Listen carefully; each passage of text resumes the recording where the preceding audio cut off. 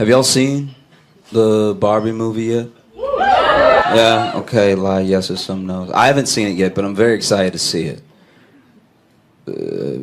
Mainly because of what it's doing to white women. This is crazy. This is wild. What is happening? Like, I haven't seen it yet. I don't know what's happening in the movie, but white women are walking out militant as hell. This shit is Malcolm X for white women. This is fucking crazy. Dude, all of my white female friends that walk out of the movie are like, maybe we should do something about the Supreme Court. I'm like, jeez. What is happening in the movie? It is wild. This shit is like 300 for blondes that were in sororities. This is crazy. They just walk out of the movie like, I wish a fucking man would try to give me directions right now. I wish. I'm like, oh, okay. God damn. That's wild. I used to be a very chill person. Nothing ever bothered me. Nothing ever got to me. Everything rolled off my shoulder. Turns out I was just 17. I should have been chill. I wasn't paying any rent yet or anything. Now I'm in the real world. I'm very upset. This is horrible. And it sucks because when you're at every stage of your life, you feel stress. Every part of your life you felt stress. But as a kid, you think you know stress. Like you're sure that you know real stress as a little kid. Most stressed out person I ever met in my entire life was in elementary school. We were both 6, and this is the most stressed out to date. I've never met anybody like this. This kid was walking around like he had a full pension he was about to lose. Like he would crush his juice boxes when he got done with just so much like he had a mortgage. It was crazy. I'll never forget this. There was one time I went to a Montessori school, so we got nap time a little longer than other kids. And I remember we were both 6 years old, laying there. It was nap time, and nap time was the only time the teachers got a real break from us. But they needed all of us to be asleep, and he was just eyes wide, looking at the ceiling, thinking about an annuity or something. Just like, and sure enough, teacher walks up to him very sweetly. I remember because I was laying next to him. She's like, Is there anything I can get you? Or like, do you need an extra pillow or something? And like, I wasn't asleep, but I was dozing. You know, there wasn't anything on my 6-year-old mind. I was chilling. You know? But what he said woke me right up. It was the wildest. So she's like, do you need anything? Is there anything I can get you? And he turns to her and said, naps don't help when your soul is tired. So, whoa!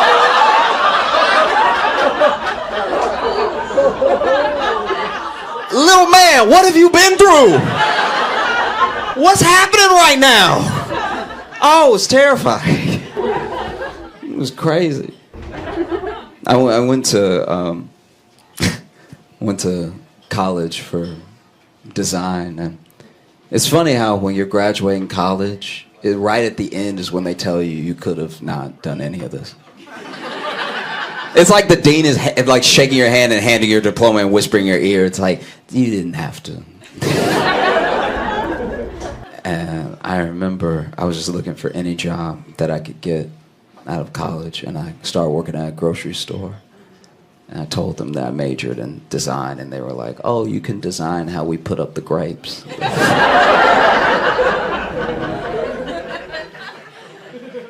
And the grocery store that I worked at, I was in Chicago at the time, and it was a horrible neighborhood. It was very bad.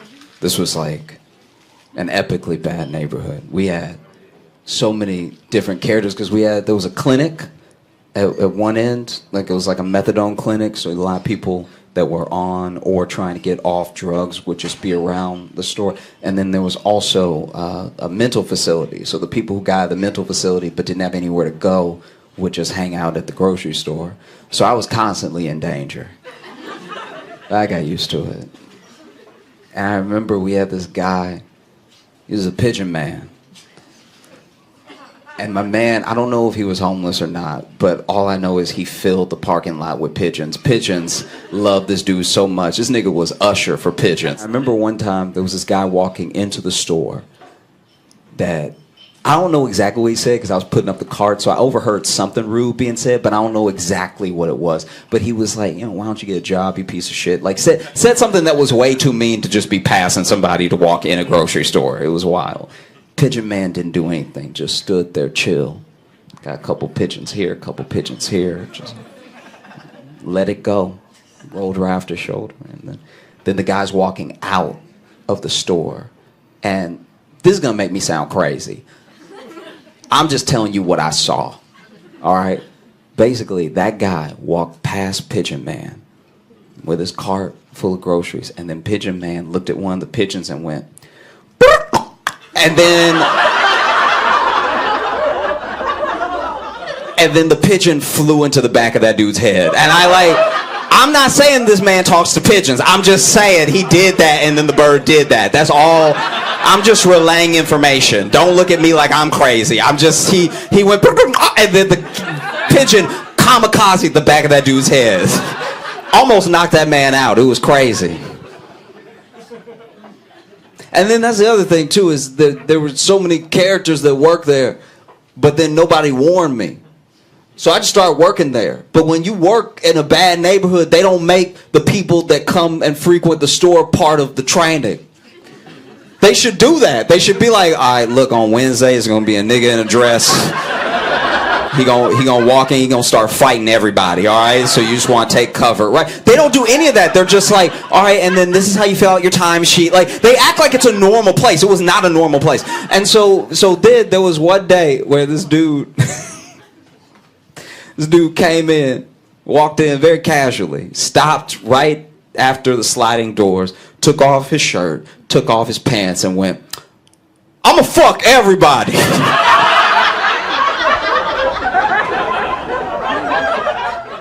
And then everyone started leaving the store. Everyone casually started filing out like it was time to go.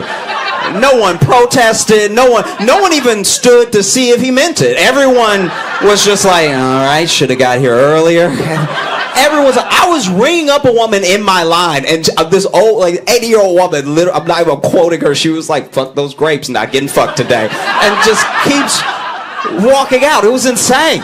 Because then this is the worst part, too. They never had good security guards there. So then the man screams, right? And apparently he just does this. That's what he does it so much that customers were like, this is when we have to leave. This is not, the bread's not worth it. It's fine, you know what I mean? And then, all right. So I don't know the name of it, so I can't put them on blast or anything, but they used this security guard service that was the worst security guard service I've ever seen in my life. I don't know where they were getting these security guards, because these people, not only were they not trained to they didn't secretly know Krav Maga or something like that, they also weren't big. So then this man rolls in, he's like, I'm gonna fuck everybody, and then everyone starts leaving, and then the security guard, who I hadn't even noticed that day until this moment, because then I started scanning the grocery store for him. Security guard, I see him in the corner of my eye, he's walking towards me, and he's over here hobbling towards me. My man is 76 years old with a bad knee and just I think a metal ankle. I don't know what was going on with his legs, and he walked over and whispered in my ear, he's like, can you say something to him? I was like,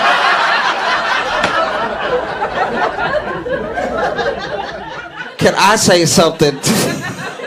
I was like, can I say something? I just repeated it back until he answered something. I was like, can I say something to him? Can I say something to him? Can I say that? And finally, he's like, look, young blood, I asked them to give me a gun, and they said no. All right?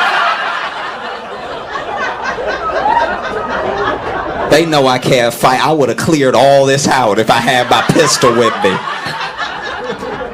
And then we just started, because the dude is just walking throughout the store in his underwear. And so we're just conversing about what to do. We're literally well, I'm not, look, they pay me to put up the grapes. I'm not really here for all this other stuff. And then he's this man is genuinely floating with me. He's like, you think I only live 12-minute walk away?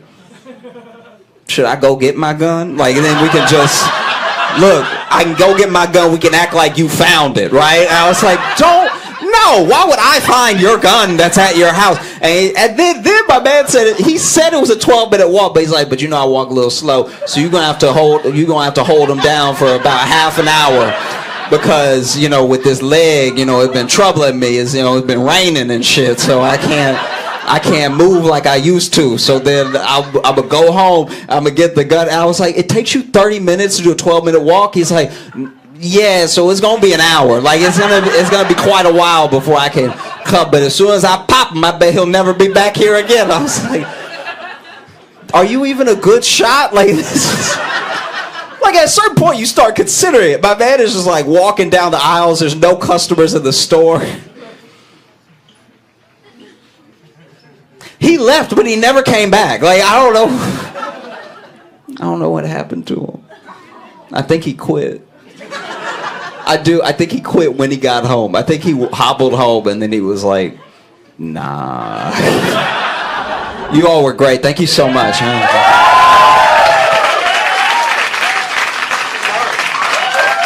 Keep it going. Keep it going. Josh Johnson, ladies and gentlemen. And so naturally, when you're 13, 14, whatever, you're not a person yet. So you're kind of a monster. And it wasn't long before I came home reading Craigslist every day before I decided to get involved. And so I started just like starting these correspondence with people, you know, like on misconnections or what. I'd pretend to be the person that they had the conversation. So I was like, yeah, baby, I got one eyebrow and the other one coming in, you know?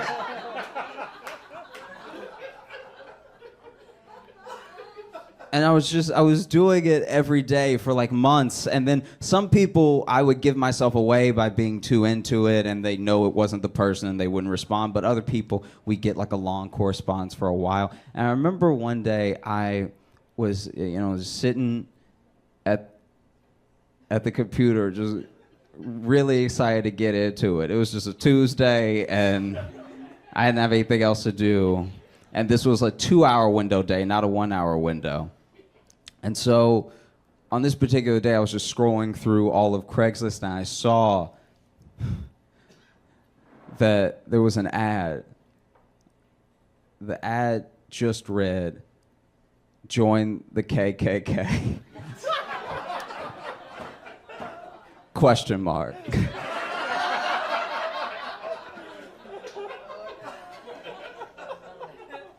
And so naturally I was like, dope.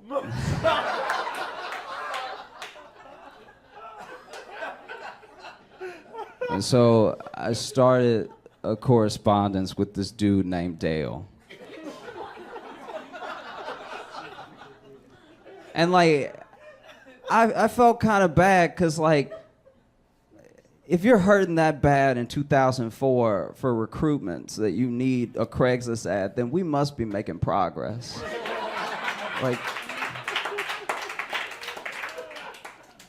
you know, the world's getting better.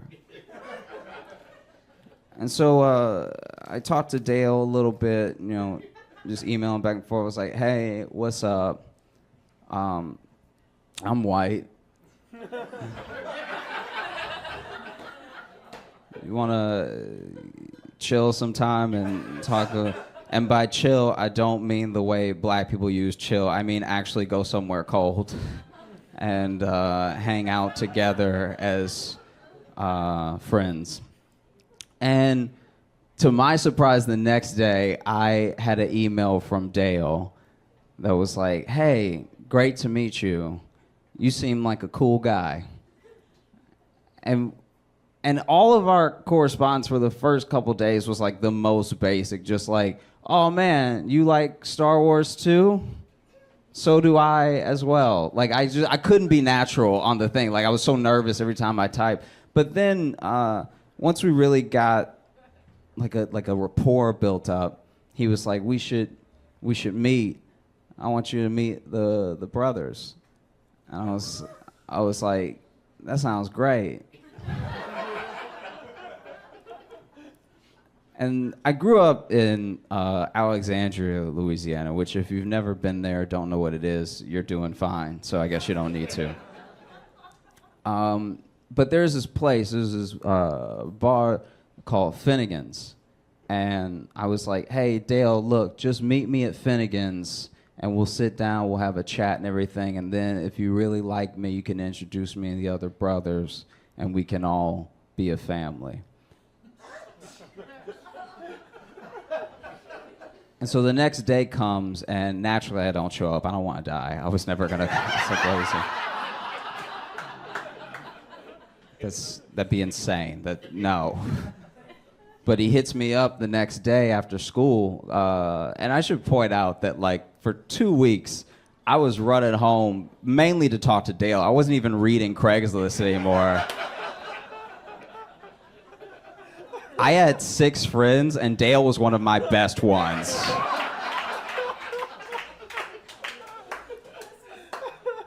But I came home the other day, and he was like, hey, I went to Finnegan's, and I waited on you, and you didn't come, man. Why would you stand me up like that? And I was like, oh, dude, I'm so sorry. And so I came up with an excuse, and this is like, you know, we're talking 2004, we're talking before like everybody had a cell phone, you know? So it's like some people still, you know, didn't have a cell phone, and they made plans and they went out and they did them, you know?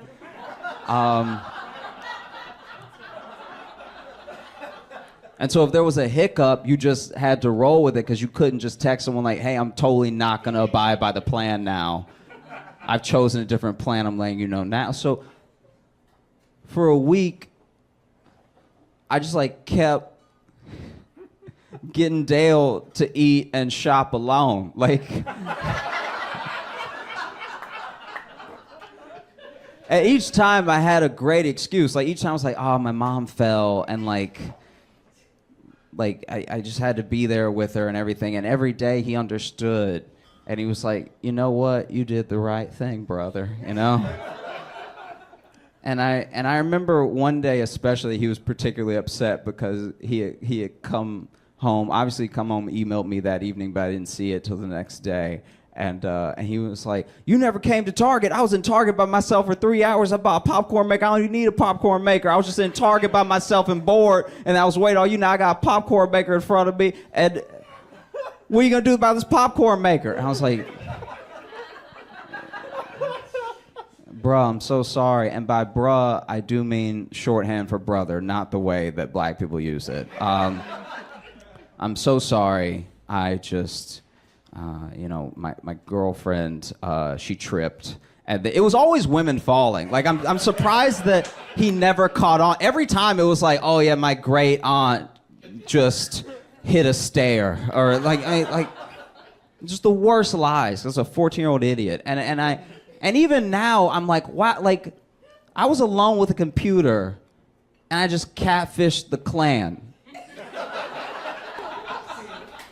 I can't think of anything dumber or more porn would have been better. Porn would have been normal. You thought you were about to hear a story about porn. And instead, it just took a wild turn. And then finally, you know, after, I think it was a week and a half, he was very resilient.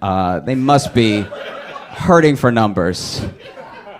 Because after a week and a half, he was finally like, okay, you know what? Ball's in my court now. I'm going to set a time. I'm going to set a place. And if you don't come, then don't ever talk to me again. And I was like, fair enough, okay? You've been so patient with me. I really just want to be part of the brotherhood. Just let me know where I need to be. And then he picked Finnegan's again. There's not that many places to go in my town.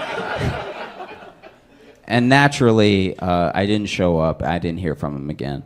And I've noticed this trend online that's kind of disheartening, where like now people are being called racist, but for like nothing. Like actually not. Like I'm petty, so I'll read the whole thread, and I finish the entire thread. I'm like, oh, that was it? I don't even think that's a thing, you know? Like, oh, you said this, you tweeted this one thing one time, you must be a racist. Or like, you voted this way, you must be a racist. You're a whole racist by a person who doesn't know you. And I'll tell you, as like a black dude that grew up in the South, I don't think you're racist until you go to your second Klan meeting, all right? Like, look.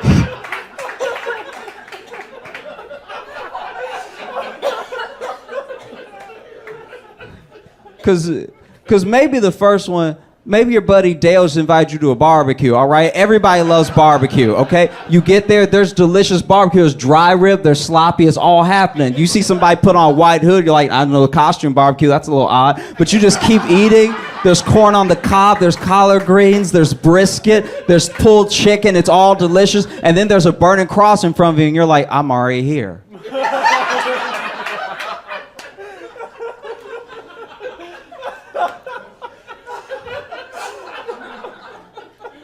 I say this because it happened to my friend Jordan, okay? He accidentally went to a Klan rally because without knowing what I was doing, my buddy Jordan, who was about 3 years older than me, actually met Dale. And got invited to a barbecue. Turns out Klan rallies don't just start, they ease you in with a barbecue. And he was like, I know what to do, I ate all the food, I can't miss the meeting.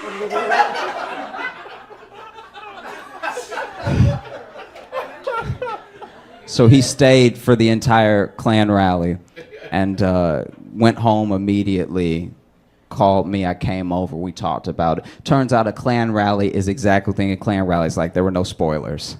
But just past his head in the kitchen, I could see a to-go plate. And I was like, Jordan, are those Klan ribs? And he was like, yeah, and I was like, can I have some? And it hurts me as a black dude that grew up in the South to say that the Klan makes the best ribs. I don't know what they're doing. I don't know what kind of rub that is. Who would have known that you can't taste racism? It's delicious. Okay? It was to the point where I was like, I think you need to join. I need these every Sunday. These are amazing, guys. Guys, I'm Josh Johnson. Thanks so much. Give it up for Josh Johnson!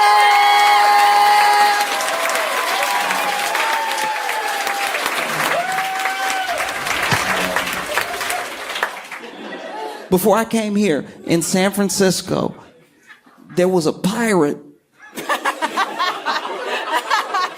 No, it gets worse. There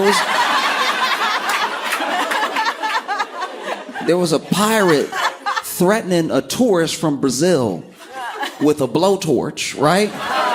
Which as a pirate, you really shouldn't even have, because you're supposed to be on boats, you're supposed to be around a lot of wood, you shouldn't even have a blowtorch. That's not even a useful weapon for you, right? It should have been a sword, it should have been like a flint pistol, something. That would have made sense. If he had a flint pistol and he pulled it on him, even in the streets of San Francisco, I'd be like, he's on theme. But a full-on blowtorch, how, right? And when I tell you that this man was a pirate, I don't just mean that he was dressed like a pirate. I think he was a pirate. Like, I think he didn't seem like land was treating him well, okay? And so now he has a blowtorch, right? And he's cursing out this person who apparently is this tourist from Brazil, which also, if you're a tourist, I'm not saying don't go to San Francisco, but I'm saying if you are an international tourist coming to the United States, especially for the first time, and the first thing that happens when you get here is a pirate, a pirate roll up on you with a blowtorch, which in any language is confusing, by the way. Like, you don't need to be speaking English to understand that this is a wild scenario that's happening right now, right? And so, you know, they're over here arguing. Now, the person who really saved the day was someone that worked at a coffee shop that saw what was happening outside, right? And so then they ran up and they were sneaking up behind the pirate, right? Getting real. Yeah, and it was one of those sneak ups where I was like, ooh, if he turned around, you cooked. Like, if he turned around, because he was quick with it, but he was very smooth with all his movements. But it took him a while to like get close, right? Like he was. You know what it looked like to me? Okay, you know like when you go to the zoo and something went wrong, and so then one of the zookeepers like trying to get them back in the cage. Or they trying to like let them know that kid in front of you, that's not food, but they getting close real slow, like they're just like, okay, buddy, all right. It's because you know what it is? You can tell the level of danger somebody knows they're in as they approach it by the hip movement. Because he wasn't just walking up like, he really like was pivoting. As he was getting in, he was like, all right. Okay, all right. It feels like if you use hips only to move forward, nobody will hear you. It's like almost a universal thing when people try to sneak up, you know? That's why you don't see, you know, you like, that's not how your grandparents sneak up or whatever. Because if they tried it, you know, like if your grandma tried to sneak up behind you real good and everything, you just be hearing.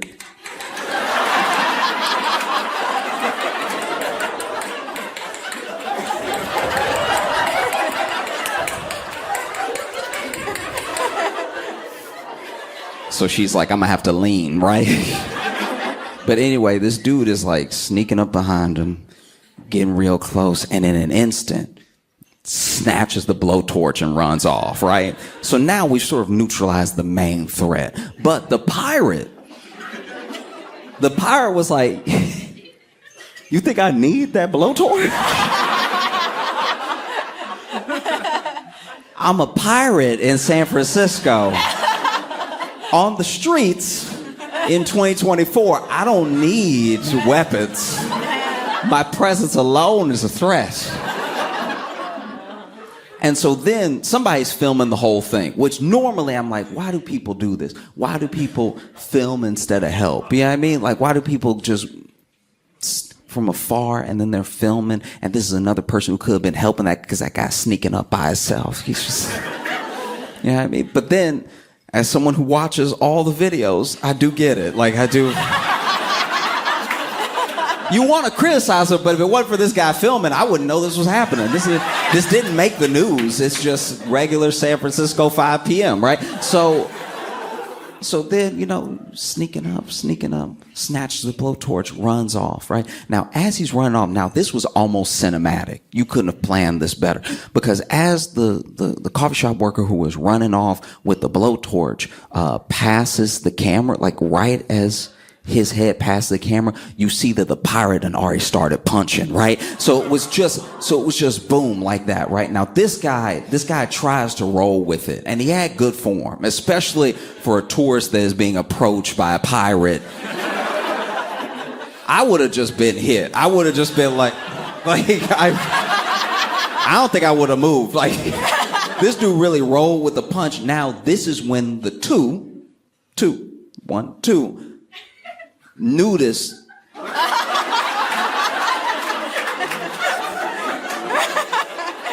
come into the picture, right? Because there were some nudists that were there anyway. They were gonna be naked no matter what.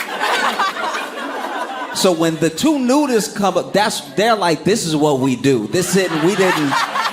We didn't get, because a part of you, if you don't know anything about the culture, you thinking like, oh, they see a pirate, they're like, it must be safe to get naked. They just let you do whatever you want.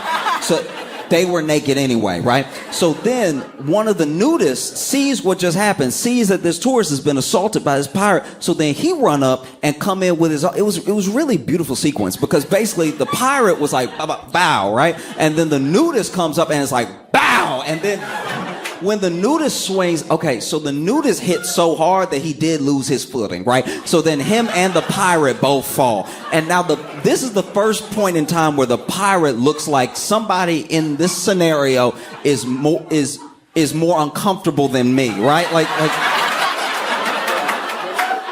because you see, okay, so the pirate punches that dude and he's clearly like having his own journey, right? But what snaps him back to reality in a moment's time is not only being hit by the nudist, but when they both fall, you can see the pirate. Okay, so the pirate his back is to the camera and you can't really hear him, but you can hear this little like, and then And then him and the nudist are getting up. Now, if you think, I try to put myself in the mindset of everybody involved in the video, right? Because there's a lot going on, you know? We already got this hero who snatched the blowtorch. Now, this person, we don't know how long they've lived in San Francisco. We don't know how long they worked at the cop shop. We don't know how long they've known this pirate, right? But the way they sprung into action, you could tell it was like, I have to do something, right? They took it upon themselves. Now, as the tourist, I've already mentioned, you being accosted by this pirate, that's weird enough to make a person freeze, right? But for a second, I want all of us to put ourselves in the mind of the pirate, all right? Because the pirate, we don't know exactly what was going through this individual's mind, but we know it was something to do with maybe this tourist, maybe he thinks this tourist stole some of his booty, maybe he thinks, maybe the tourist is standing on the X that he's trying to dig right now. We don't know what's going through his mind, okay? All we know is that he feels emboldened enough and passionate enough to start swinging. And as soon as he starts swinging, he gets a right cross from out of nowhere. He doesn't know anybody else is in this situation with him except this guy. And so then he gets his right cross, so he fall, and the person that hit him also fall. And then when he looks forward, he sees a naked man.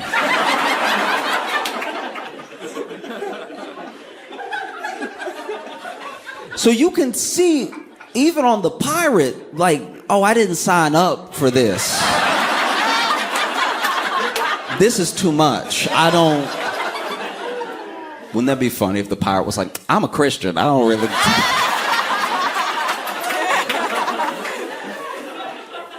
But the pirate is also like getting up and everything. Now, the nudist was fast. So the nudist got up before the pirate really knew what happened, because you could tell the pirate calibrating. Like, when did he get naked? Was he always naked behind me? You could tell the pirate got other stuff on his mind. So he tried to get up, but he's also like, when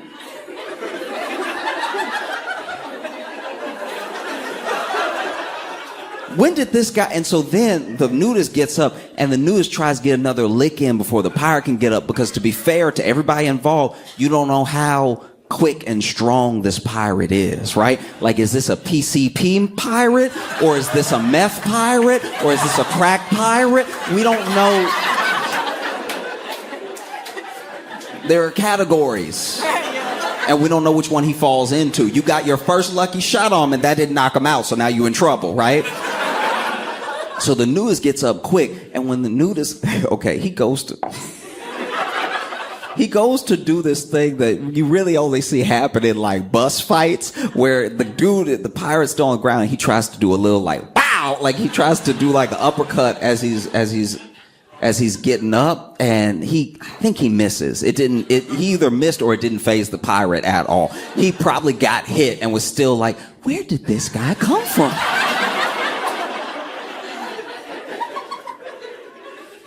Because also the nudists were white.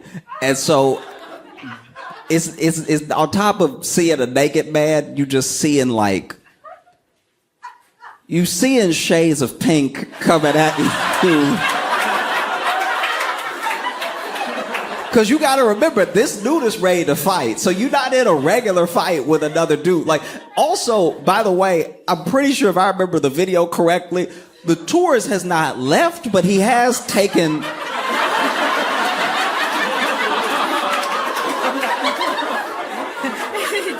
He's taking the position of an audience member. He's just like, yeah, he's crazy.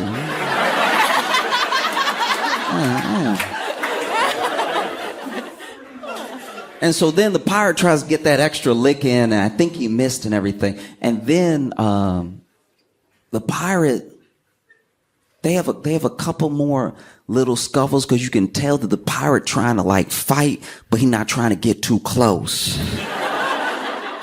Which is, look, as far as a tactic, because there's a lot that people don't know about martial arts. There's a lot people don't know about self-defense. And it didn't occur to me until I saw that video that man to man, for real, like if you ever in a fight and you don't really want to fight and you know your opponent doesn't have a gun, right? It's just man on man, fisticuffs, right? It would help to get naked. I think the level to which somebody want to fight you goes down the more naked you get. You know what I mean? Like if we have, like you bigger than me, if we have problems right now and you coming at me, but I'm just, like that switches things up for you. Cause now you like, what am I gonna punch? Like, am I gonna, cause even if you win it, you don't really want to, even if you punching, you just don't really want the risk of touching balls like that. Like if you, because let's say we going head body, but then I go high and you go low, and now all of a sudden my whole knuckles get grazed. But you see, y'all groaning, but I'm right. You don't want to fight now. Next time somebody try you in the street, fellas, just start. Because dudes already take their shirt off. The problem is they not stopping. That's the problem. They're not stopping the whole fight by just taking the rest off. Because the shirt is like, you're not going to be that encumbered by the shirt, right? Might as well drop the pants. Yeah. Even take the shoes off. Really confuse them, right? Yeah. And so you can tell that the pirate really doesn't want to like fully get in there. And so the whole thing starts to just fall apart. And the whole time I was thinking like, wow. I was trying, once again, put myself in the mindset of everybody involved. Like we went through what the tourist must have been thinking, what the pirate must have been thinking. Even the nudist. Nudist had to have something going on in his head to be like, I have to help. This guy is a blowtorch. And even though somebody just took it from, he's clearly trying to attack this person. He just attacked this person. I need to do something, right? I should call somebody. But you don't have any pockets. I wonder if he reached for it too, like we need to get the police. I guess it's me then. Then he ran in like a Superman with his balls out, right? But what I really can't shake is what must have been going on in that second nudist mind. Because both nudists, they were together, by the way. I don't want you to think in the story there was one nudist and then another nudist. They knew each other, right? Maybe they were just walking, enjoying a day, sunning. And then they see all this yelling going on. What was that? What could be happening? And then they see this guy has a blowtorch to his side. They're like, oh, I hope he doesn't intend to use it. And then, they see this guy strike, and then, first nudist just jumps in, starts swinging. Doesn't really have his footing right, doesn't really have his hands ready, but he's trying. That second nudist must have been like, damn, I think they got it. Like, I think they good, what I mean? I do like how, I'm not saying they waited in a way that, I don't mean this person was being courageous for stepping in, but I do understand the self-preservation that takes place where you wait to jump in till that blowtorch is gone because I'm naked. That blowtorch might burn that tourist, but it would change my life.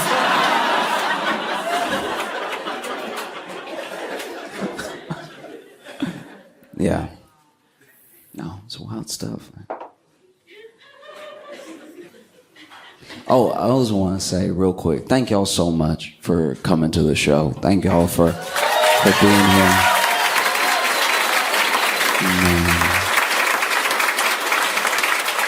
Thank you for an amazing weekend and everything. I don't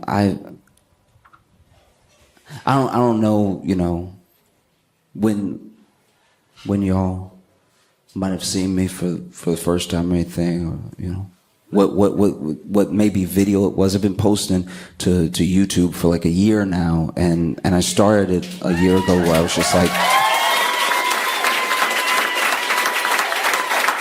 I was like just sharing like my thoughts on things, sharing my jokes, feelings on stuff, and I appreciate it because it really, I don't know, that was the thing that really turned everything around, and I got to, in some ways, like meet you, and now I'm getting to meet you for real, and I appreciate this opportunity because it's like, I don't know when you may have seen your first video, or if you even know who I am. You might be like, she brought me. Like, that's also very fair. I will not be offended at all, right? But I appreciate you, for real. I appreciate you taking a chance on me and coming here to have a good time and letting me talk to you and everything. I've done lots of shows that were not. I've done shows where they didn't know I was coming, right? I've done shows where they booked me to do the show, and then I show up, and they're like, "Oh, we also gonna play the Blackhawks game behind you." And I'm like, "Oh, does anybody want a show?" He's like, "No, it's a surprise." Don't surprise. So I've definitely done shows that were, on the rough side because people weren't there to hear what I was gonna say, and I get it. I do get it. That's why I don't take anything lightly, that I get to be here in front of you. And everything that I say, I'm not always going to be perfect, but I try to be thoughtful about what I'm saying, And I think sometimes when you bring something up, because you do comedy, people think whatever you bring up, you're making light of to trash it, or that's why sometimes people get uncomfortable when you talk about anything and you're a comic. They're like, oh, this person's going to be shitty, right? They're going to be shitty about a thing that I care about. And just because I'm talking about something doesn't mean I'm belittling it, right? Like there's a lot of stuff that I take very seriously, but I still feel like I need to talk about because conversation is important, And oh, thank you. I appreciate it. Thanks. We'll see. It's been a scary day, It has. It's like, I hope you're not finding out from me.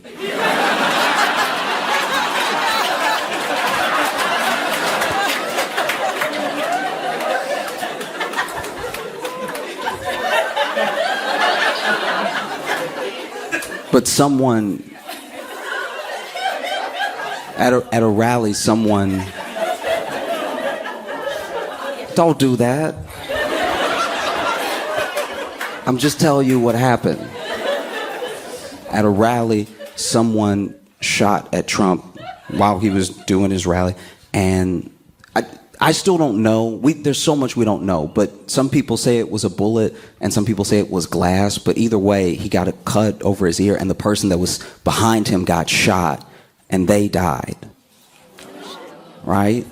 And they've apparently shot the suspected gunman and everything, and it's just it's one of the wildest days in a long time because there are days that are like checkpoints throughout American history. Like we had a birth as a country, and then you can set the checkpoints wherever you want, but there are big ones. There are big ones like the country starts, and then there's a civil war later, right? And the Civil War is a turning point for the country forever.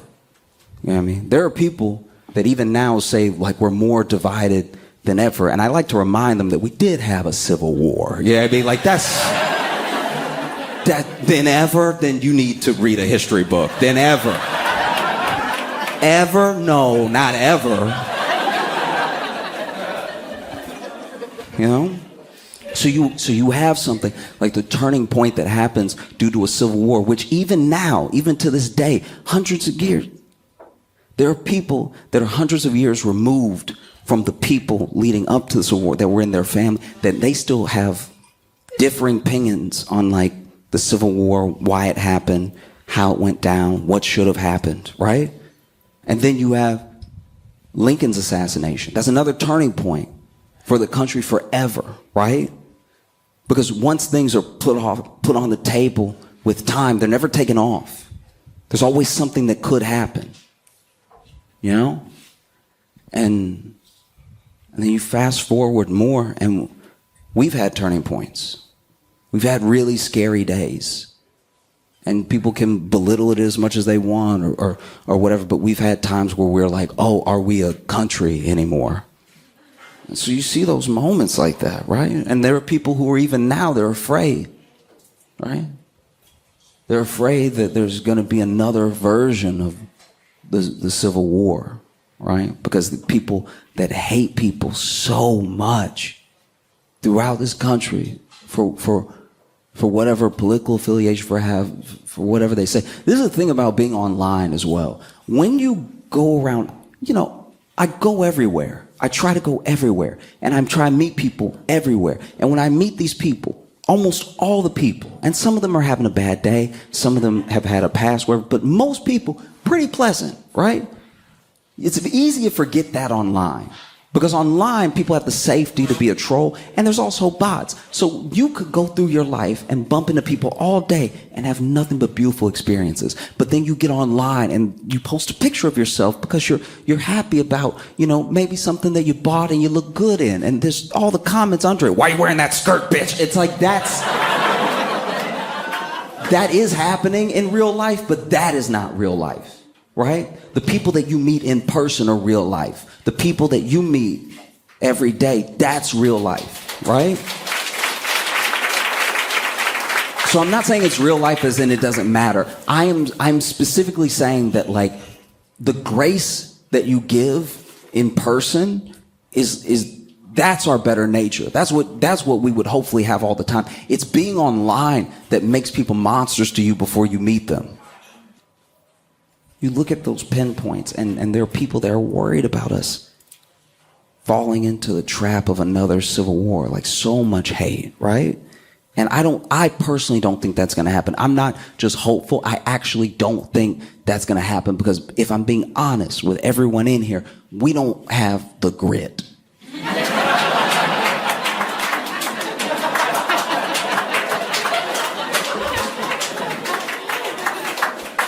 I'm not saying that there aren't people with guns. I'm not saying that people have murderous intentions for their fellow Americans. I'm saying that as a country, it's we would get tired too fast. We would. Like, it would be day 8 and there'd be people in America wake up on whatever side you on being like, again?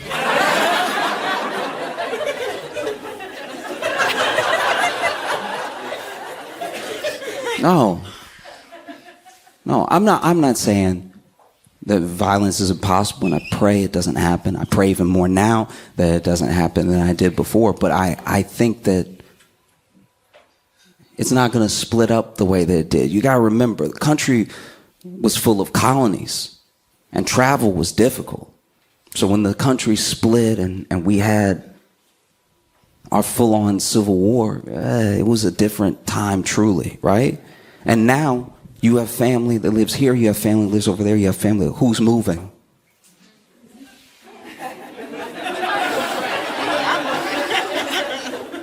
Because we're too interconnected now in a way that I think is good, in a way that actually forms a union, right? We're quilted together now. So no matter how you split us up, whether it's north and south, east and west, eventually, whatever side of the war you're on, eventually someone would be like, I just want a good taco.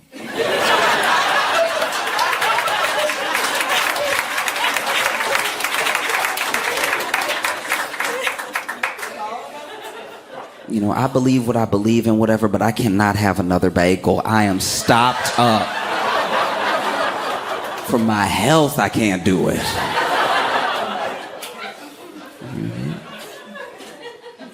And we don't know anything yet. Like we really don't. Everyone's talking, right? It just happened. So everybody is talking, you know? It happened like 6 hours ago, and everybody's talking, everybody's speculating. There's already the conspiracy theories, there's already like some vitriol started. There's already we don't know, and we can't act like we know just because we feel a lot, right? Because this is the other thing. You talk about pinpoints in time, you talk about checkpoints. Civil War then leads to Lincoln's assassination. That's another checkpoint that we cannot come back from, because once things are on the table, they're on the table for the rest of time. That's why you have to be careful what you say and what you do, you know? And so then you fast forward even more. It makes me think about the assassination attempt on Reagan. Because Reagan, you know, Reagan still is one of those figures that's like either beloved or absolutely despised, right? The policies they put forward and the aftermath afterward, you know, people feel how they feel about it, right? But when you think about that person that shot Reagan, right? We were in a different time of division back then. It was still pretty, you know, relatively civil, relatively ideal by today's standards, right? But let's say we had lost our minds then and been like, oh, this is a plot, this is an inside job, this is a conspiracy. Let's say we lost our minds when Reagan got shot, and then you actually talk to the shooter, and then you find out why he did it. He's like, oh, I just wanted Jodie Foster to like me.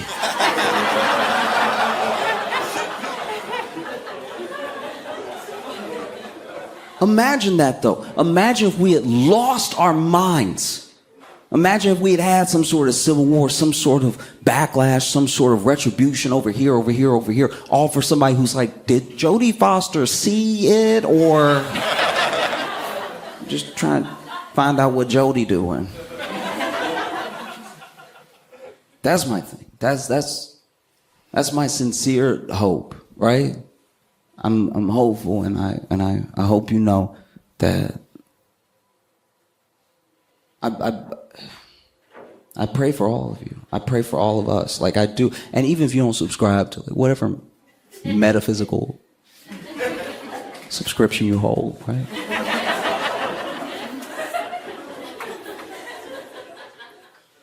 You know, because at the end of the day, we really are all Americans. I know it doesn't feel that way.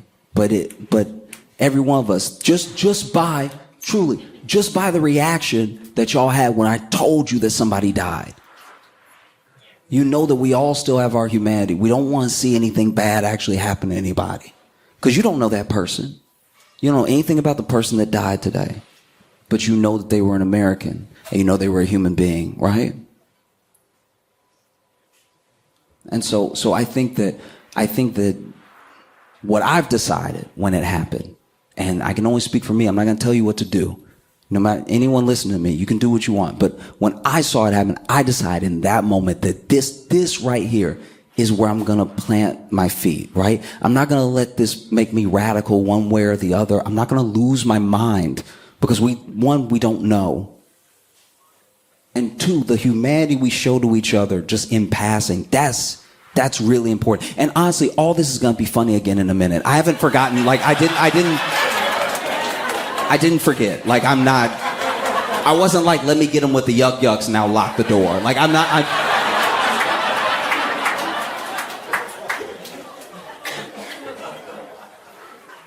just hope, like, my sincere hope is that this can be the thing that, like, scares us straight. You know what I mean? Like, this can be the thing. It's like, oh, actually, you know what? I don't actually want any violence. I don't want anything bad to happen. You know what I mean? Because they're snowballs, right? So I just, you know, I think about that, and I think about, if you're not familiar with the show Scared Straight, basically what they do is they take kids, right? Then kids who are pretty bad, right? They're like bad kids, and then and the kids are very hard to root for, because by the beginning of the episode, they're always like, I punched my grandma in her face, right? And then And then they take them to jail, and they spend a weekend at jail, because it really just takes a weekend. They spend a weekend at jail with the inmates, and then they try to do what they do at home with the inmates. Like, I punched my grandma in the face, and then one of the inmates is like, kiss me. And it's just,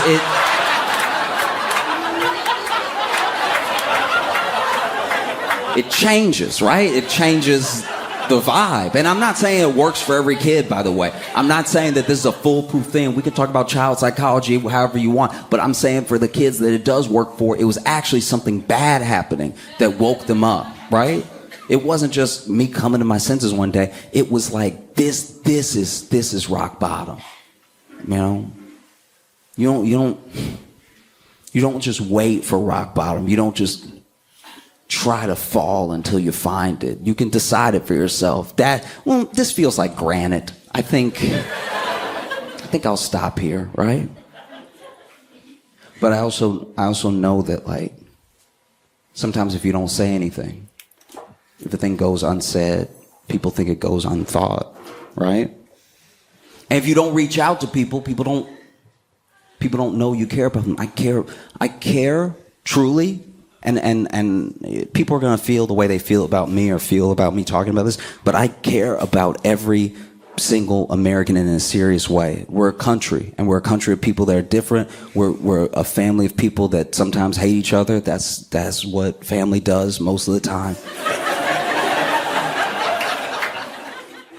I went and got a dentist through unconventional means. Basically, my dentist was handing out coupons. You know the little door knocker coupons that they put on the doorknob? Okay, so my dentist had been putting those on the doors in my neighborhood, and so I came home one day and I grabbed it and came inside. It was that and 2 pizza coupons, and I was reading it. I really don't even remember what the deals were, but this is when everybody was trying to make everything a coupon, like in 2013, 14, when everybody was like, Groupon was big and all this stuff like that. Like, I don't remember what the deals were, but it was like 2 teeth, get 1 free. Whatever it was, I don't remember. All I remember is there was a teeth cleaning on there, and so I was like, oh, okay, I'm gonna go get my teeth cleaned at my new dentist, because if this dentist has coupons, this is the dentist for me. I have no money. And I didn't have like dental or anything, so I was like, I need any break I can get. Now, I went there, and the dental assistant was very professional. She was very good, and that's my thing, is that any professional of any type, you want them to be confident in their competence, right? Like, you want that's why you lean on them, because they look like they know what they're doing, and they have the confidence in somebody that knows what they're doing, so you just leave it to them, right? If there's any point where you have to question that, it ruins the whole like, I've been on the bus before where the bus driver looked lost.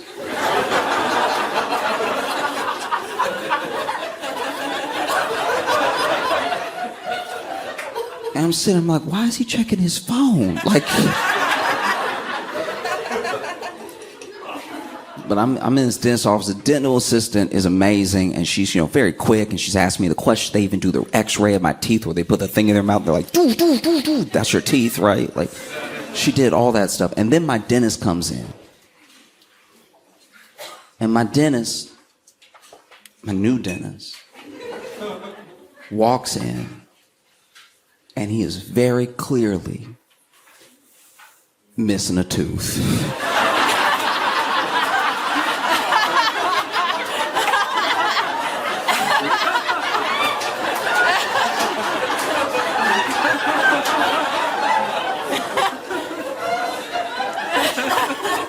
And it's not like a wide smile, back of the mouth chewing tooth. This is one of the stars of the show. This is one of the teeth that when you smile goes like, ba-da, like it's. And so he missed, I don't know how to describe this, but he missing the tooth hard. Like, he might as well be missing 2 teeth the way he missing this tooth, because it's not a center tooth, but it's it's one of those teeth where because it's missing, I don't know how big it should be, so it feel like he missing the whole front row. Like it's very distracting, right? And so then he come in, and I don't know if it was recent that he lost his tooth or something, but the space in relation to his tongue is causing some slippage, and it's making him lisp, right? And so he walks in and he's like, "Hi, how are you? Have a seat." Because I stood up to shake his hand and everything. He's like, "Yeah, have a seat." And I'm like,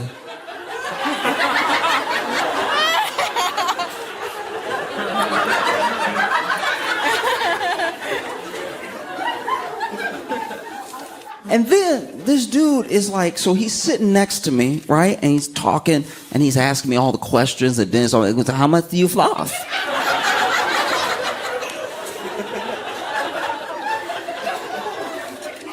And this, so I was getting upset in the chair because, you know, he's asking me, "How much do you floss?" And I'm like, "Oh, I floss every day." He's like, "Are you sure?" And I'm like,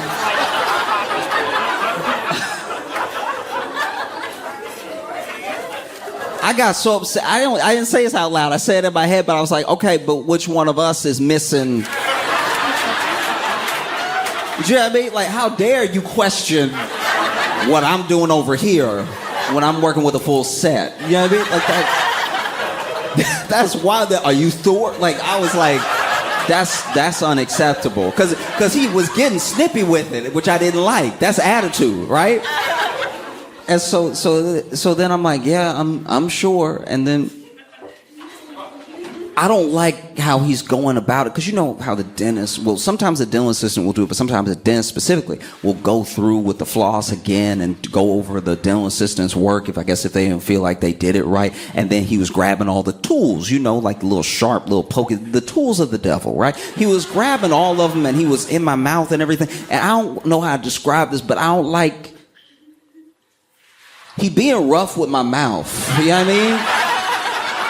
And he being rough in a way that's like, you know, like when you driving and somebody got a beat up car, so they driving reckless because they don't care. They don't care anymore what happens to their car, so they might as well bust up your car because their car's already doomed, right? And you'll see it'll be like a busted tail light and just no bumper at all, and they taking some real risks without turning lights on, right? They won't have that blinker on at all. They just be picking whatever lane they want because they're like, "Hit me, I dare you," right? "Hit me. You might knock something back right. You'll be doing me a favor. Go ahead and hit me," okay?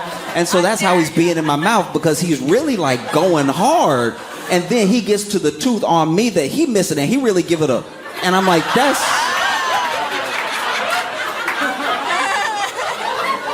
that's not okay, you know?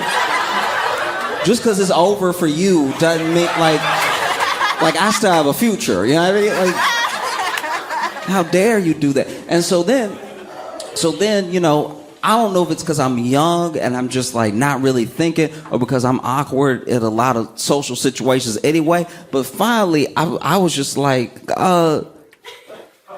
so what happened? And then this man had the nerve to go, "What, this?"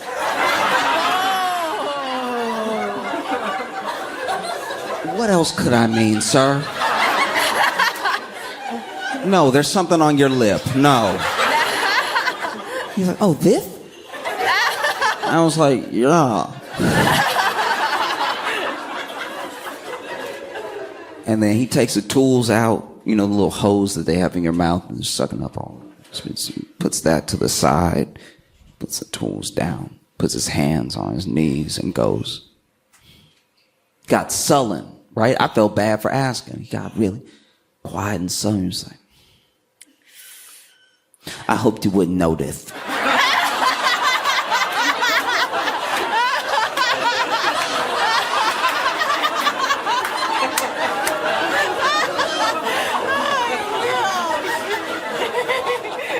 Sir, you came in here teeth first.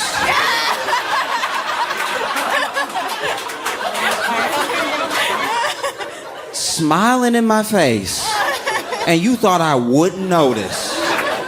one of the main teeth. Rude. I can't stress this enough. Like, it was one of the teeth that if he committed a crime, that would be how they got him. Like, that's... Do you know what I mean? Like if he stole something tonight, they'd be like, it was this one that was... You know what I mean? Didn't even have a gold tooth in there. Didn't even have something to be like, oh, I'm a different type of dentist, right? It didn't... Just avoid.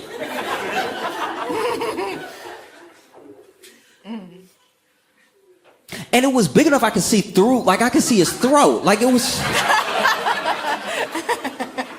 And he got sullen and he was like, it's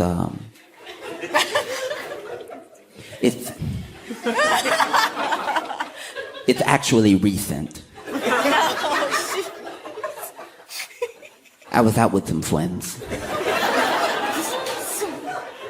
And this is my thing. Okay, like, I know he telling me the story because it wasn't even my business, so he didn't have to tell me anything. So I know he's doing me a favor by telling me the story, but I swear to you, this man hit every S possible in this story.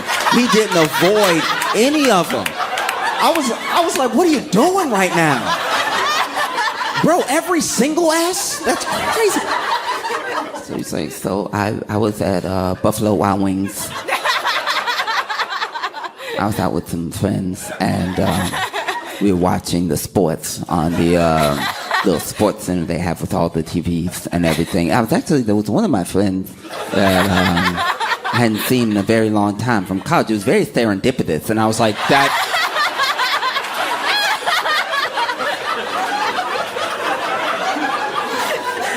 Don't do that. You didn't need that one at all. That was...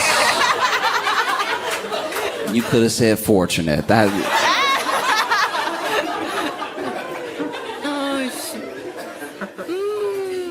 And so then, you know, we're sitting there, and you know, I was having a good old time. I was sucking the sauce off my fingers and everything. And then there were some guys a few booths away that I would start jawing at one of my friends. I guess they knew him from his past or something. And so then they would start talking, you know, over at us. And so then, you know, we went over there, and then, you know, they were out here talking shit. And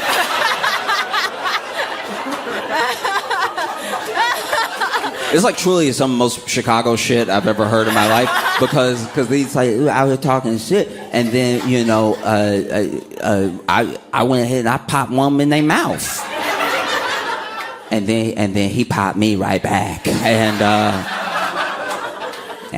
I swallowed, so that's why I'm missing the tooth, and I heard that and I was like, oh, is that all? Okay, go ahead. Go back to work. You a good dentist. You just not a good fighter. I get you. Okay. Yeah. Maybe next time, let them talk, you know?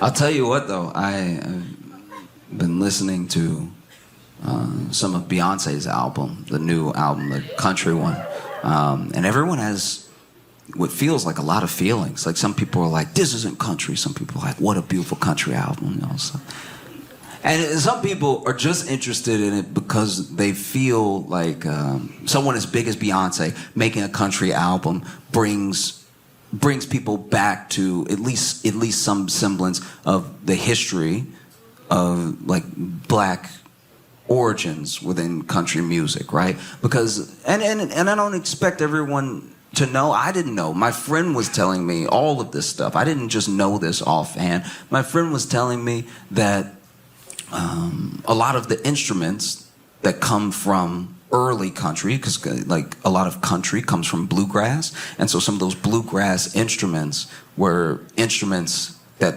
slaves made, right? Because they already had origins in West Africa. Things like the banjo, which were initially made with like gourds stuff like that, like things that would later become the banjo, things that would become the fiddle, things that would become the tambourine, that were infused in this bluegrass that became this country music. Also, while a lot of the chanting from spirituals ended up as like choral elements and lyrics in some early country songs, and I thought that was so interesting. It's like weirdly buried because everything has to be such a binary for us. This is either black music or white music or anything, and I think people's contributions sometimes get diminished because of that. And then some people were talking about how it's important for Beyonce to make a country album because it is an overshadowing experience of a black person doing country that opens door for more black people who are already doing country, right? And that there's been some resistance to that, which a part of me does kind of get. Like if you're in country and you see Beyonce coming, wouldn't you be like, we have to stop this? This can't, come on. Don't, please. Yeah, I mean, something seems like super, super white, and then a black person comes, and they're like very talented in it, you know? You let Tiger play a little bit of golf. And not only did he win all the titles, he banged all of your women. Tiger alone, and then you see Beyonce coming, you're like, can I have nothing?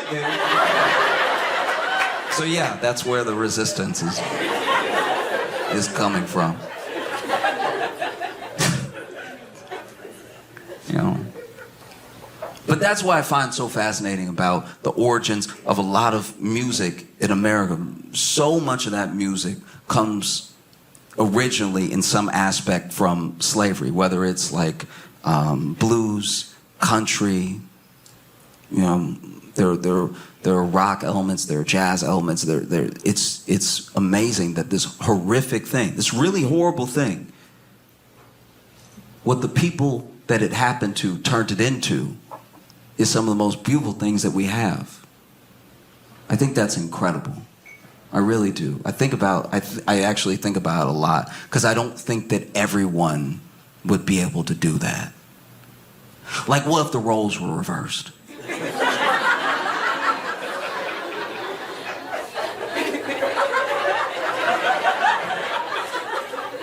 What would the white spirituals be?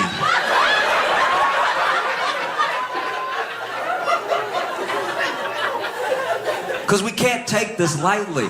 We cannot take this lightly. I know I've used the word already in the set, but slavery was an abomination of humanity. No person should ever be able to treat another person this way. And out of all of these horrors came some of the most beautiful things that we've ever heard. Even if just down connecting the lines, connecting the dots to a person that's alive now. They have this music because this thing happened and someone made something beautiful out of it. But what if it was reversed? What if there were whites in the fields tilling the earth under the hot sun, which is not kind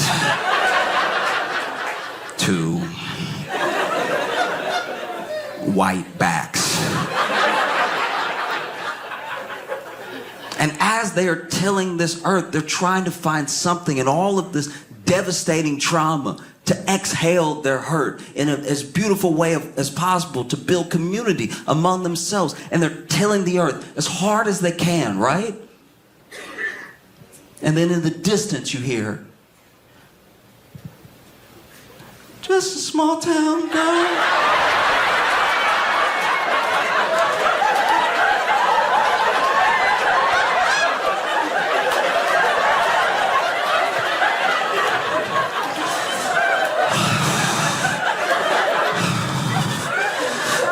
Living in a lonely world.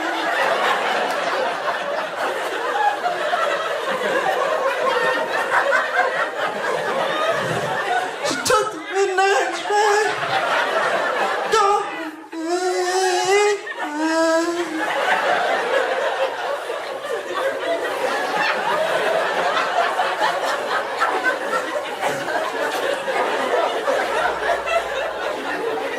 slave master Jamal comes out.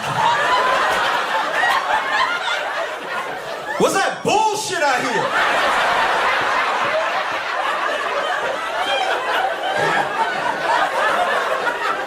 Yo, everybody get back to work, for real.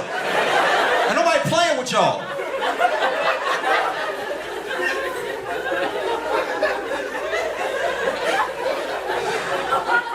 I think that one very, very important thing that we have to do as people, like as a country, to move forward is I think we have to genuinely decide who needs to be in jail.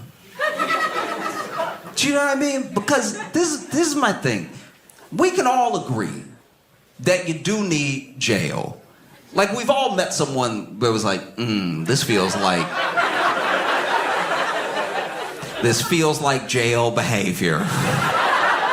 I don't want to risk running into this in traffic. I need you out over here, right? So we all have an understanding of the purpose of jail, but we don't seem to agree on everything that someone should go to jail for. But there are some baseline things that we all agree someone should go to jail for. But then people do those things, and then they don't go to jail.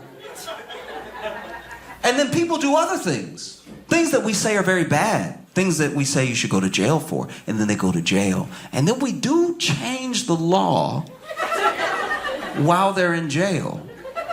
Like, I think about everybody who, was in jail for weed possession in states where weed is currently legal. They went to jail, and I understand that they broke the law, but they went to jail, and then we decided, as people, because it's something that had to be voted on, that, no, this thing shouldn't be illegal. And then they're sitting in jail like, so...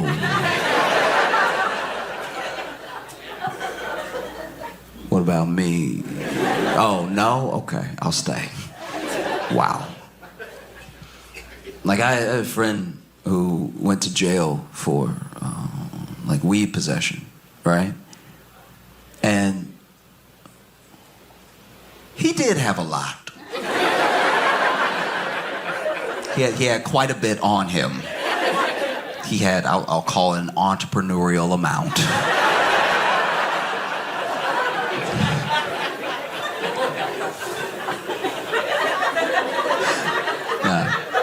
They popped his trunk and they were like, oh, you're a businessman. Oh. And he went to jail and he said one of the craziest experiences was that when he got out and his friend came pick him up and they were driving away from the jail, one of the closest things built near the jail was a dispensary. And so he's like, maybe they're hiring.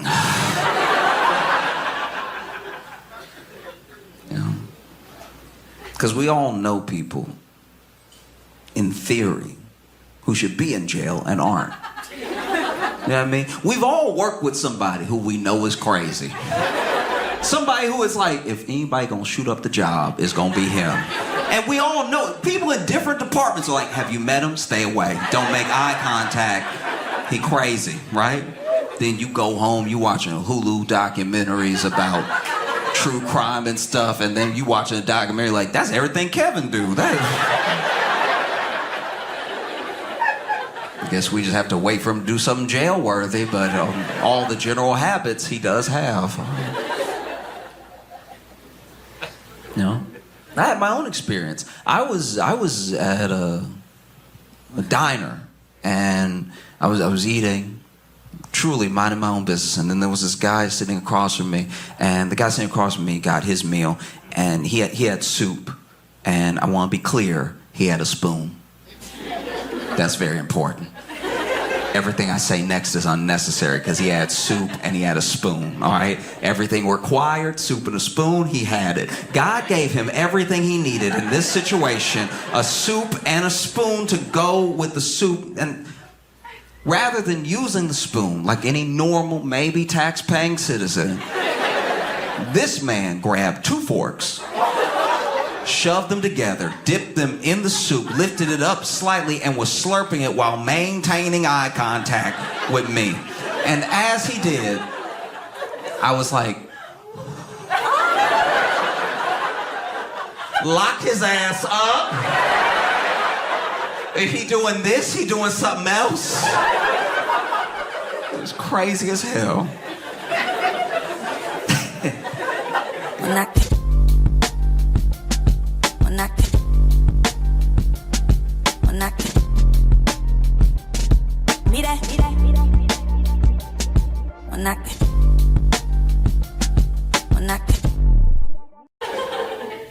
I do appreciate how all of you manage to be these like international individuals, you know?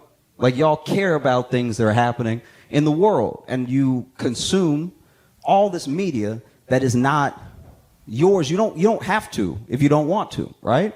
Like I know that we're right there and we're very loud about it, but if you wanted to put the Sony XM4s on, you could, you know? But y'all keep up with your politics and our politics. We don't even do that.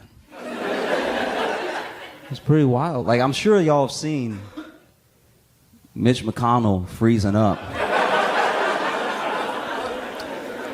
If you don't know who Mitch McConnell is, he is the leader of the Republican Party in the States. He's the full-time leader of the Republicans in the Senate, and he's a part-time mime.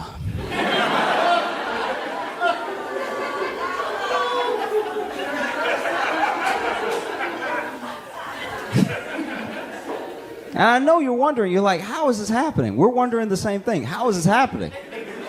How is this? This is crazy. He's not by himself. Biden's hella old. Trump is hella old. You know, Dianne Feinstein's hella old. We just keep letting older and older people stay in power, and we don't even really know why. I think that mainly there's something to be said for like how fearful Americans are. And so if there's anyone that can offer us any form of stability, we'll take it from them, you know? And that's what you get. You get people who serve 19 terms and everything. The fact that this man froze while they were asking if he was going to run for re-election, I think that was God answering for him. That's crazy. If you didn't see the video, basically they're like, would you be running for re-election? And then he went, huh.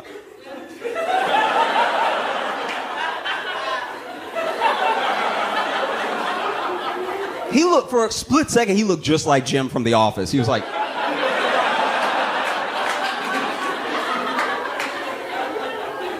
And then his aide walked up and they were like, did you hear him? It's like, hearing's not the problem, ma'am. You know? And there are some people that are like, oh, leave him alone. He's an old man. It's like, all right, well, just because you're old doesn't... Being old isn't a virtue. He was shitty all the way up until then, so... Do you know what I mean? And look, I hope...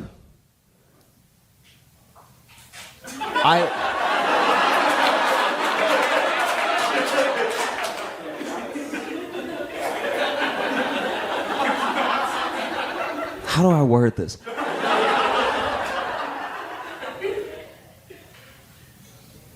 I hope he's able to maintain his health as well as the first responders from 9/11 that he voted against funding are able to maintain theirs. You know, like I think that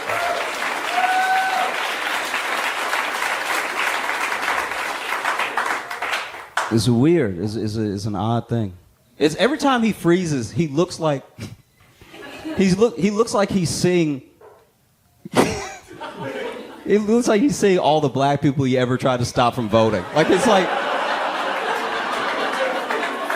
they're just in the room with him. He's like, huh.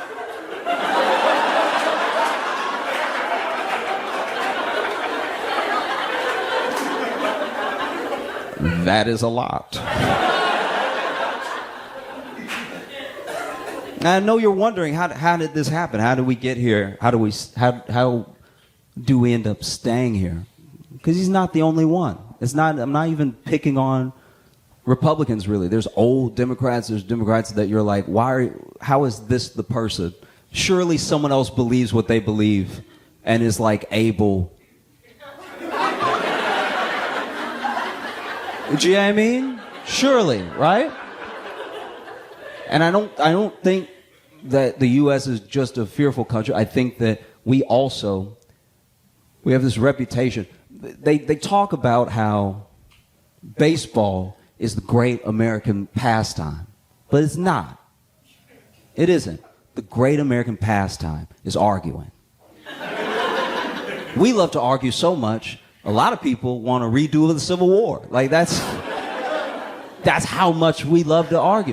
And it's not about the candidate. There's nothing so special about McConnell. There's nothing so special about Biden or Trump that they keep being in the position that they're in. It's that we like to argue so much that we do not pay attention until it's too late, right? It doesn't matter, Biden, Trump, whatever. Throw all that stuff out there. You could put one party's candidate as a tomato and one party's candidate as a potato, and we'll still have it out. As dumb as that is, we would still be like, well, I do like potatoes, though. You know? But we don't know. We're very unsure as a group of people, you know? You watch I'm sure it's terrifying for y'all, because y'all are so close. Like this, you as Canadians must feel how I felt when I lived next door to a drug dealer.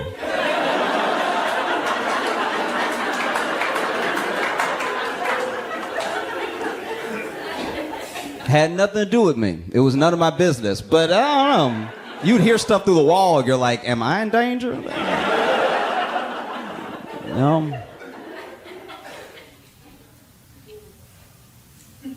Like, you even watch from afar the shootings that we have, the school shootings that we have. And it's genuinely terrifying. It's terrifying for us, you know? And so many of them happen that there's no keeping up. Like, just within, a week of each other, there was a shooting, there was a hate crime, and then there was a shooting at a school. And you wonder, like, how is this sustainable? Is it possible for it to be sustainable?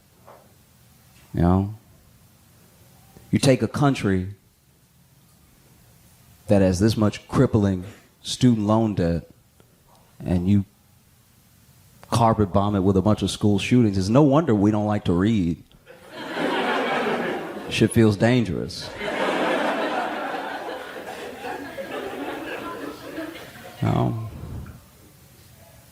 That's my thing. It's like, I think it's going to change how future generations even talk about school, because there's just so many.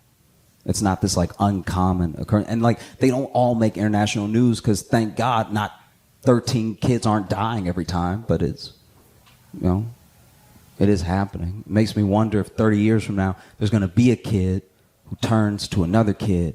It's like, hey, him over there, he cold-blooded, got ice in his veins. Be like, what? Him? Yeah, him. What'd he do? It's like, he got a PhD.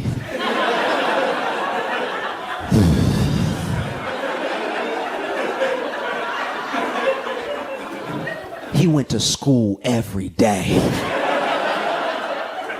He doesn't give a fuck.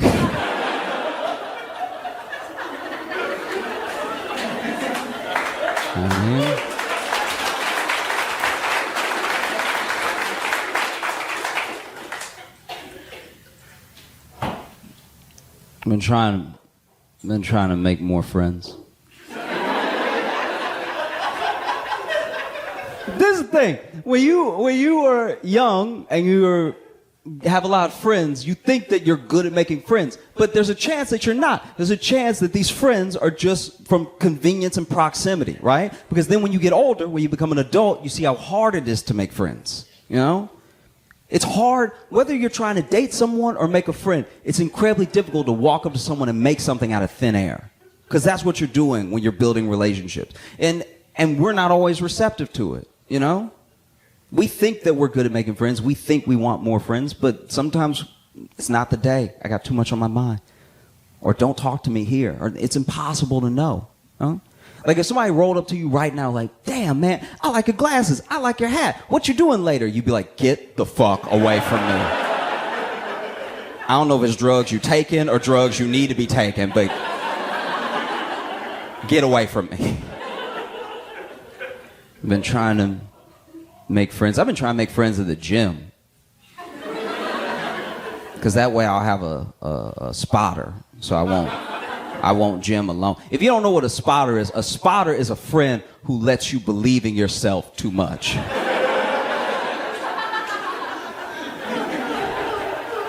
You go to the gym together and you're like, I think I could push 300. And he's like, we'll see. So I did it. I made a friend at the gym. I was working out and I saw this guy, and he basically was on the machine that I needed, so I was sort of waiting around. And have you ever met someone?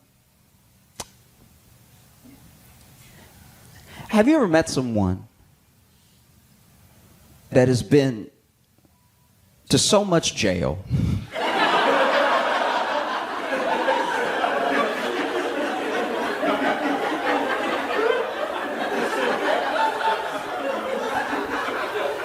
They've been to so much jail that they are from jail. Do you know what I'm saying? Like you might be from Toronto, right? You might be from Vancouver. This man was from jail, okay? And you know he was from jail because he was like working out and he was barking in between reps. Like he was like, arr, arr, arr. It's like, okay. And he noticed me sort of lurking around, waiting for him to be done on the machine. And he saw me. He was like, you trying to get on this one? I was like, oh, maybe. If that's okay with you. And he's like, let's take turns. I'm like, okay, cool.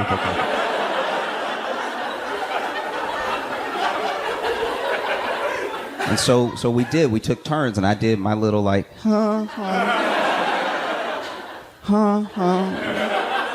and he did his like, you know what I mean? And then for whatever reason, we just kept working out together. I was like, what workout are you doing? And he told me. And so we took turns for the rest of the time that we were at the gym, and we decided to be gym buddies. And I appreciate this about him. I really do appreciate this, that he did this, that he said this to me, you know, because we exchanged numbers and everything. And before I was about to leave, he was like, look, I got something to tell you. And I was like, oh, what? You know, what is it? And he was like, I did a little time.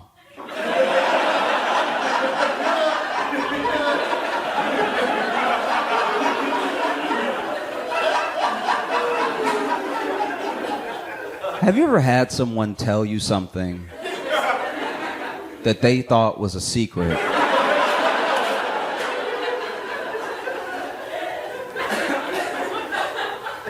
But was so painfully obvious, you had to act surprised to not feel rude. So then he said, I do a little time. And I was like, oh, time where?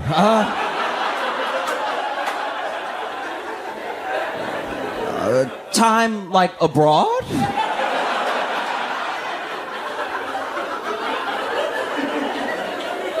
And he was like, no, the pen. And I was like, oh, yep, fair enough. Okay, I got you. And so we decided to be workout buddies. And next time that we're supposed to meet up, I was late because I got off work late. So now I was heading there. And I'm excited to see my new friend, my new gym buddy, my new spotter. And as soon as I see him, I'm thinking he's going to have a smile on his face, too. This man is pissed, right? I walk up. He's like, where the fuck was you? Okay? I already started working out. I already did chest, already did back, already did stomachs.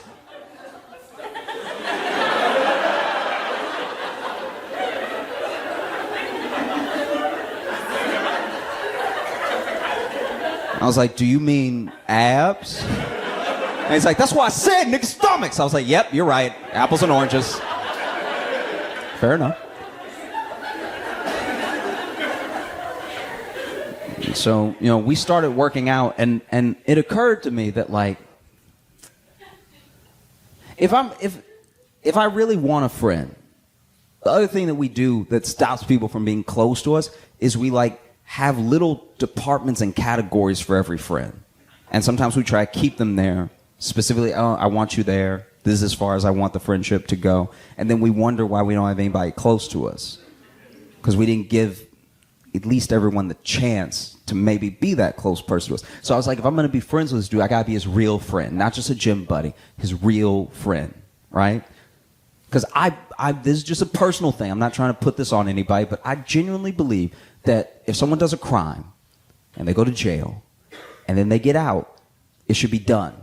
They paid their debt, and now it's time to move on, or else what re-ingratiates them back into society? Why change at all? You know what I mean? So I'm trying to do my best to, like, be his real friend. So I invited him to brunch.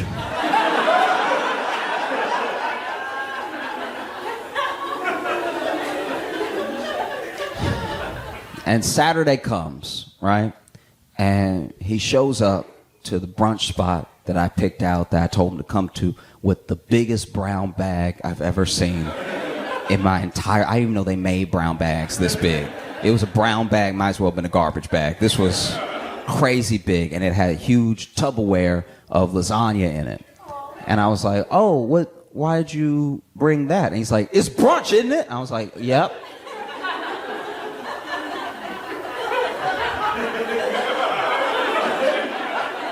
But that's why we're here at the brunch restaurant. Like, you didn't have to bring any brunch with you because all the brunch is inside. I didn't know.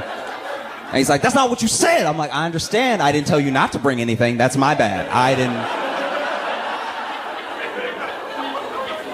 didn't realize I needed to say, don't bring, all the brunch will be inside when we get there. And he's like, but it's brunch. And I was like, oh, yeah, you keep saying that, and I don't know what you mean. He's like, it's brunch. I brought my lunch.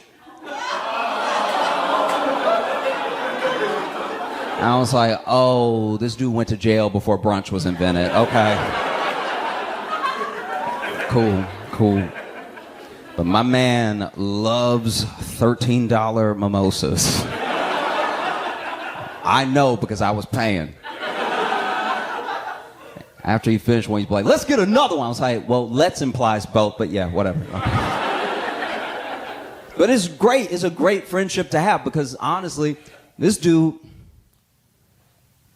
I can't say this like as a blanket statement, but I will say, if it's possible, one of the things I think that makes society better and would help and re-ingratiating these people back into society is if everybody had a friend who had been to jail. Because I will say this, a friend who's been to jail knows exactly when to leave a party. I went to a party this dude invited me to. I'm there for 12 minutes. And he's like, we need to get out of here. And I was like, oh, okay. And the next day I saw that party on the news.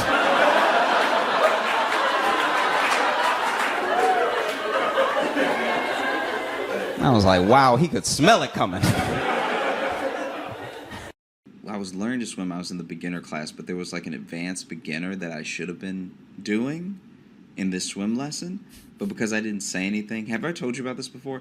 Because I didn't say anything, I was just chuckling at. I was chuckling at advanced beginner. Oh, so like that's well, no, literally, this is full ass oxymoron. This is what happened. This is what's so annoying. Yeah. So there was just swimming lessons that my mom took me to. Mm-hmm. And I had some swimming lessons years ago, but hadn't been in a pool since.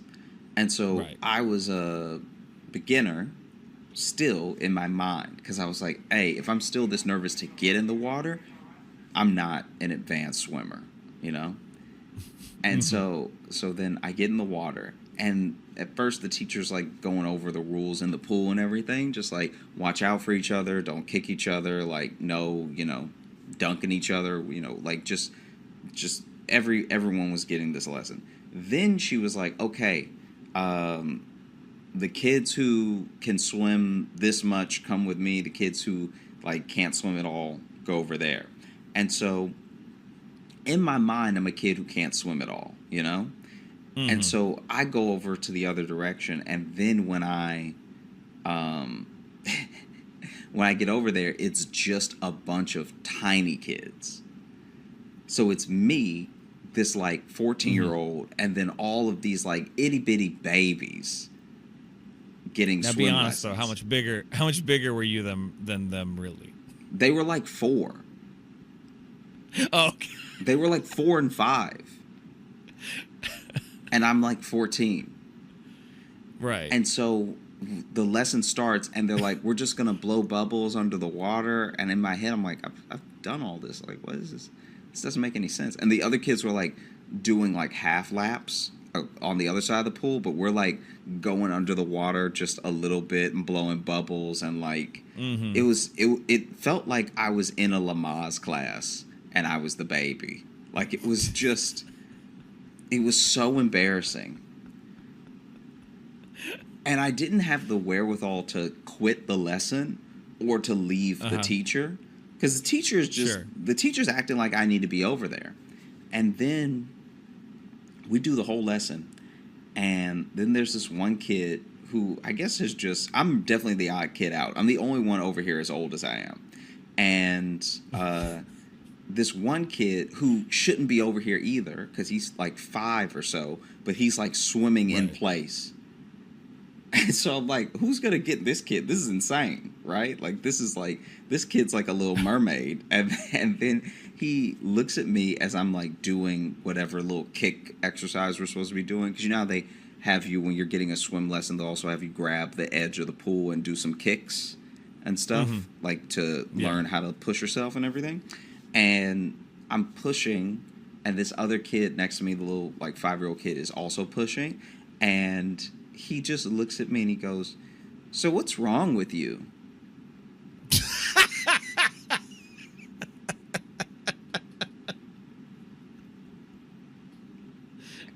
And from that moment, I was like, okay, I have an enemy.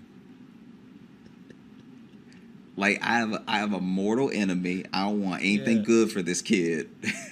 I'm about to be an advanced murderer. Because I was like, wow. What? And then he repeated it. He was like, "What's wrong with you?"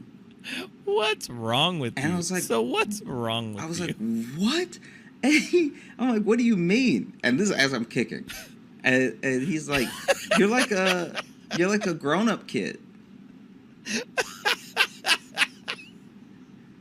And I'm kicking next to him like, there's no grown-up kid. Like, if you're a kid, you're a kid. Hey, now if they're going to be advanced beginners, I think there can be grown-up kids. Yeah, right.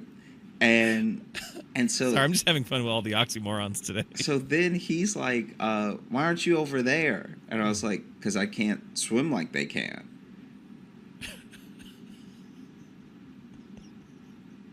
Like this little kid doesn't understand the concept of like, I just don't know as much as they know. I know more than the class. Like, I should have been in middle beginner, because the marquee, like the thing that you buy when you go to this swim lesson says beginner. Right. So already them breaking up the class was kind of wild, So then I'm going to what I think is a beginner class. Now, they didn't fully explain what that meant, but I projected my own stuff onto it, because in my head I was like, okay, they're going to take the little bit that I know how to swim and make me able to fully swim. And I won't be able to swim in deep water, but I'll be able to swim the length of the pool without needing to put my foot down to get air, and you know what I mean? Like, that thing. Yeah. The basic goal of all swimming lessons is to get good enough to just not drown should you find yourself in water. Yeah. No matter what, that's the the base level is if I find myself in water, I want to be able to not die. Yeah. I'm good with that. And so then I'm like kicking next to this kid, and this kid is talking to me, and he clearly gets bored while he's asking me all these questions. So he stops grabbing the the edge of the pool and just lets it go, flips over, and is now on his back, sort of like kicking up. Like, so he's just floating on his back and still moving his legs a little bit, but he's just sort of like moving in place. And I'm watching, I'm like, why are you over here? Moving in place. Like, this dude is like, he's like swimming like he was born in the water. Maybe he was. Maybe he was a water birth. Maybe it was a water birth. Maybe they come out with a little extra skill. And so then I asked the kid, because I get a little attitude with the kid because he just keeps asking me why I'm over there. You're like a grown up kid, blah blah blah. I was like, hey, there's no grown up kids, it's just kids. And then finally I was like, why aren't you over there? And then this kid goes, oh, I don't know. And then he goes under the water and goes and swims over with the bigger kids.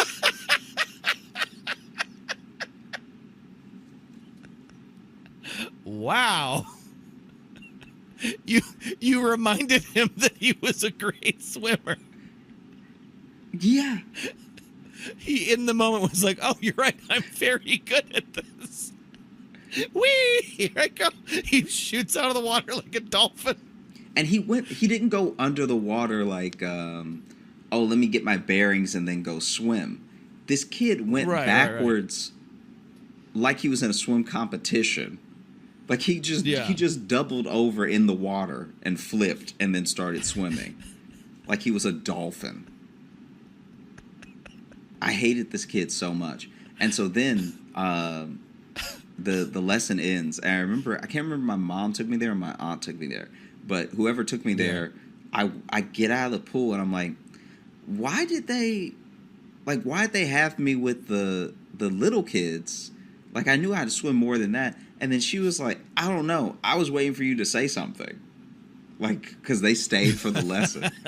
So I can't remember who it was, but they saw the whole thing. It was either my mom or my aunt that took me. But this is like so long ago, I don't remember. But she was like, yeah, I was waiting for you to say something. I was like, when's he going to get tired of this?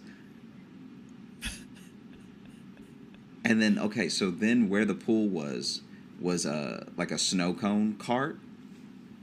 So there's a snow cone cart off a little bit ways at that, like near that pool. You still have to walk to it. Okay. And that kid, that 5-year-old, I'm leaving the pool, and he's already swam and then run over and got a snow cone and come back, and he said something like snide to me. I can't remember what it was. And it was so mean that it didn't seem like he was 5. It seemed like only an older kid could have thought of something so mean. But he was. You got bullied by a kid 10 years younger than you. But how? It's not bullying because I was not like. You kind of sort of got bullied by a 5-year-old in this story. Just because he was being mean to me doesn't mean I was bullied. By that logic, I've been bullied by a lot of babies. All right, I've picked up a baby before and just immediately started crying, which didn't feel nice. Criming? What'd you say? I thought I said crying. What did I say? I think you said cramming. That's what it sounded like to me. Oh, my bad. No, it's okay. But anyway. Yeah, but he made fun of you so what's wrong with you? And then he got you again at the snow cone cart. Yeah, so and you seem still not happy about it. So to me, that's what makes it puts it in the realm of getting bullied. Nah. I bet he's huge now too. And so I'm walking away, and a kid said something about like what was it? It was like really messed up. It was to the point where I was like, "Oh, you're not 5." He said, "Oh yeah, don't forget your floaties next time" or something. He said something like that was like in that vein of like, "Are you gonna bring a noodle next time?" or like whatever the thing was, right? And so this kid, yeah, dog, you got bullied. I don't know. No, look. Fine. A 5-year-old Fine. definitely bullied you. You got big dogged by a 5-year-old. Fine. Whatever. This kid's like, yeah, don't forget your floaty next time. And as he goes... He lunged at you and you flinched. No, that's not what happened. And so then, as he said that, he went to take a lick from his snow cone, and the snow cone was such an ice ball that it all just fully moved with his tongue off of the cup and fell on the ground. And I remember I just laughed at it because he was so shocked. He didn't know that could happen. Little man hadn't been around the block a couple times, didn't know how to eat a snow cone like an idiot. Yeah. Yeah, I mean, he's good with the liquid water, but what about the frozen water? Little punk.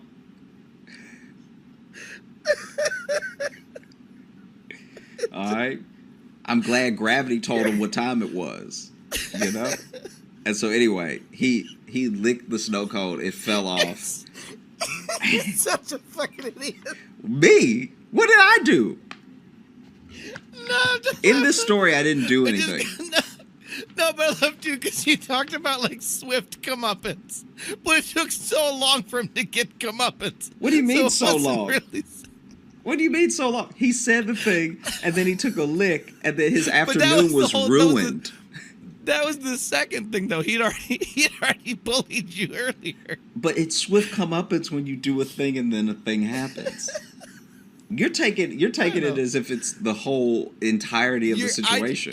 You're also just acting like you won, which no, you still got bullied by a 5-year-old. No, that kid was real upset. He dropped his, that kid's day was ruined. I didn't have to do anything to that kid. That kid licked the snow cone. It fell off the cup, and he was. That's when the 5-year-old kickback is. So he got like too big for his britches because he knew how to swim. But as soon as his snow cone splattered on the ground, he was a kid again, and he was all upset. Oh God! Excuse me. What? I was coughing. So you're saying the snow cone put him in his place, is what you're trying to say? 100%. You did nothing. You did nothing and just watched. I didn't have to do anything. As your tormentor. What was I supposed At a slight to do? inconvenience. My tormentor.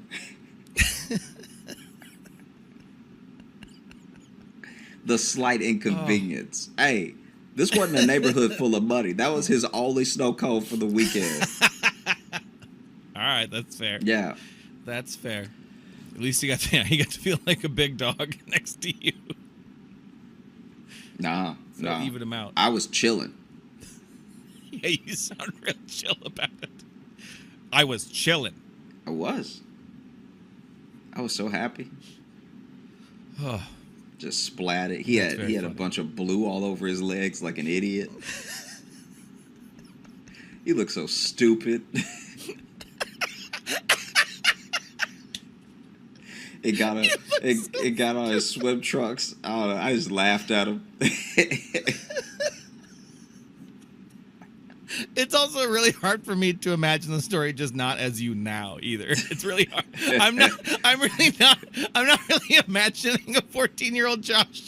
I'm just imagining you just like ha ha ha in this kid's face. Hey, that kid deserved that.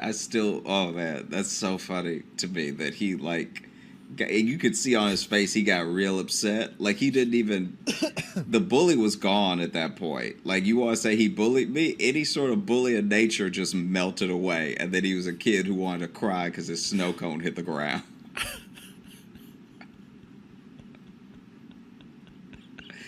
Oh man. I'm pretty sure it was the first lick too. That's what makes it even more hilarious. That's to me. embarrassing. The fact that it's like he was about to enjoy a snow cone and then he went. Bruh. That's the little kid equivalent of like losing your job. Yeah. You know what I mean? There's Yeah. that first lick and then your thing falls. You're kind of like, what do I do with my life now?